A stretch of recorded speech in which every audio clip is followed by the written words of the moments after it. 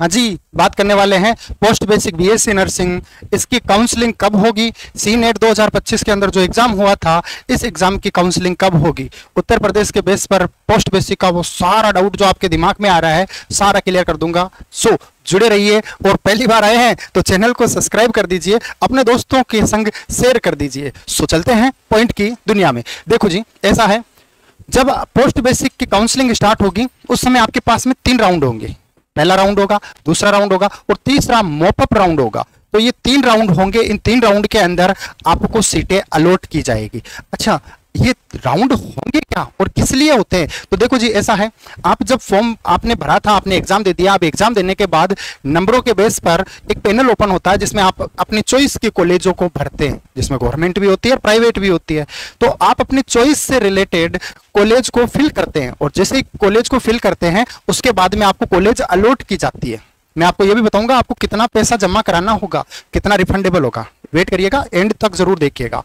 सो आपको college allot कर दी जाती है। उस कंडीशन के अंदर जितनी सीटें बच जाती है उसके लिए सेकंड राउंड ओपन होता है। फिर उसके अंदर जो भी फॉर्म भरता है और उनको कॉलेज अलॉट हो जाती है, उसके बाद तीसरा राउंड होता है मॉपअप राउंड।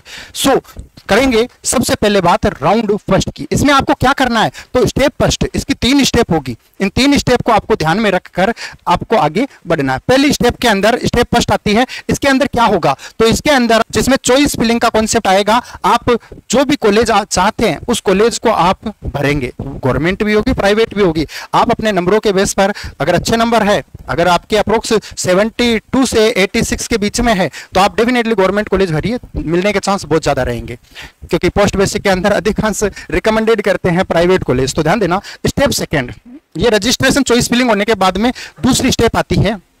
इस दूसरी स्टेप में आपको क्या करना होगा? तो इसके अंदर आपका सीट का अलॉटमेंट होगा। मतलब जो भी कॉलेज होगी उसके लिए सीट अलॉट कर दी जाएगी। आपने जो भी चॉइस में रखा है वो सीट आपको मिल जाएगी।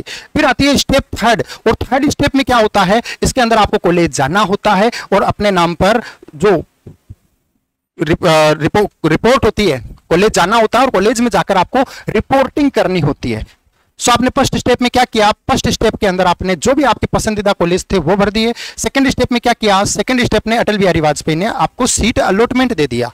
थर्ड स्टेप में क्या हुआ? थर्ड स्टेप के अंदर आपने कॉलेज जाकर अपनी रिपोर्टिंग दे दी। मतलब आप एग्री हो गए, कॉलेज जाकर आपने स्टेटस में एक्सेप्ट करवा दिया और कॉलेज वाले ने एक्सेप्ट करते ही आपका स्टेटस आ गया कि आपको कॉलेज अलॉट हो चुकी है। ठीक है ना? तो ये 3 स्टेप होती है। सेम जो सेकंड राउंड होता है उसके अंदर भी सेम कॉन्सेप्ट आता है, ऐसा कुछ नहीं है। फर्स्ट स्टेप के अंदर सेम वही चीजें हैं।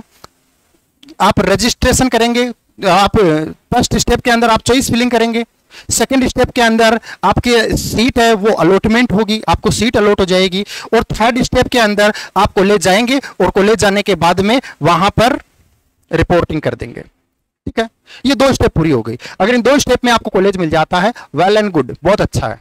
ठीक है, पर अगर इन 2 में आपको कॉलेज नहीं मिलता है, तब स्टेप आती है थर्ड। थर्ड स्टेप पर जाने से पहले एक सभी को प्यार भरा निवेदन, पहली बार आए हो तो सब्सक्राइब कर दो और अपने दोस्तों के संग शेयर जरूर कर देना। सो राउंड थर्ड, इस राउंड को हम बोलते हैं मॉपअप राउंड। क्या होता है? Mop up round. जिसको कॉलेज नहीं मिली है वो जाता है और अपनी पसंदीदा कॉलेज को फिल करता है। तो यहां पर भी स्टेप 3 वही रहेगी, पर यहां पर सबसे पहले जब 2 राउंड खत्म हो जाते हैं ना, तो सारी कॉलेजों में कितनी सीटें वैकेंट रह गई, खाली रह गई, इसका एक चार्ट बनकर आता है और वो वेबसाइट पर अवेलेबल होता है।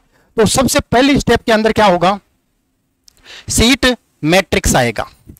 और ये सीट मैट्रिक्स कहां पर डिस्प्ले होगा? ये वेबसाइट पर डिस्प्ले होगा। कौन सी वेबसाइट? अटल बिहारी वाजपेयी की जो वेबसाइट है ना, उस वेबसाइट पर ये सीट मैट्रिक्स आपको डिस्प्ले होगा। ये बताएगा कि इतनी सीट अभी वैकेंट रह गई है, इतनी सीट अभी खाली रह गई है। दूसरी स्टेप, जब आपको ये पता चल गया कि उस कॉलेज के अंदर अभी भी सीट अवेलेबल है, तो आप उस कॉलेज को चॉइस फिलिंग में ऐड कर सकते हैं।